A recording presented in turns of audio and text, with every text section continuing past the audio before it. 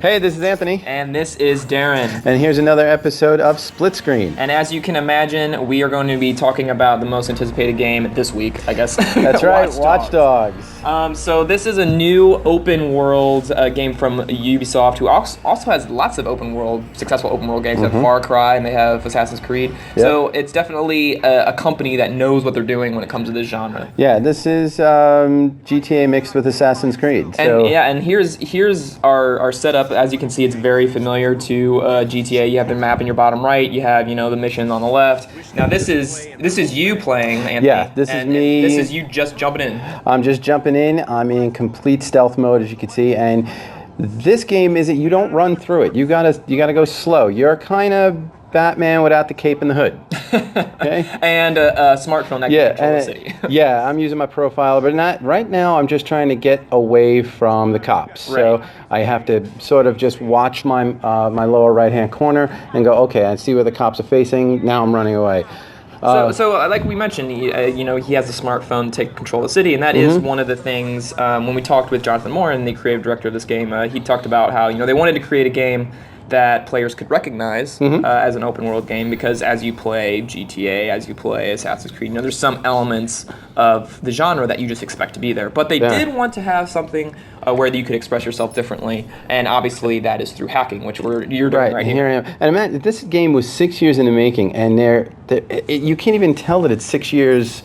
The ideas behind it are 6 years old. I mean, I'm using a cell phone with apps to kind of hack my way through all these security cameras right now. That's kind of incredible mindset that they had going on. It's interesting that you point that out. With our talk with Jonathan, he mentioned how when they started this, the iPhone just came out. I know, really that's what I'm saying. Came out, and obviously he's like, it was beneficial that this game was made by a bunch of nerds who all had iPhones. But it's still fascinating that this game started production when there was no Snowden leaks. Yeah. There were no smartphones were in its infancy. I mean, now this feels commonplace, but good for them that they were able to kind of foretell the future almost. Right, here. and they can foretell the future. So what can you tell me a little bit about this world that is it is kind of like a not so distant future, but it is different from obviously real life. Yeah, kind of creepy that it's almost real life with all the security and invasion of privacy. So here Aiden's about to try to elude another cop just by putting together some gear, and he's going to toss it just to kind of get him to move, or else you're definitely going to die. I tried running around him, it ain't happening. I tried running around him a couple of times, it ain't happening. You have to do this move in order to keep the game going, almost. So, and when we say that he's hacking these security cameras and he's hacking, traffic lights, and when he's driving cars and stuff, what is he hacking? He's taking control over the entire Watchdog world. He's turned the entire world into a weapon. And that world is the CTOS, right? It's the essential kind of system that governs everything. Well, it governs everything from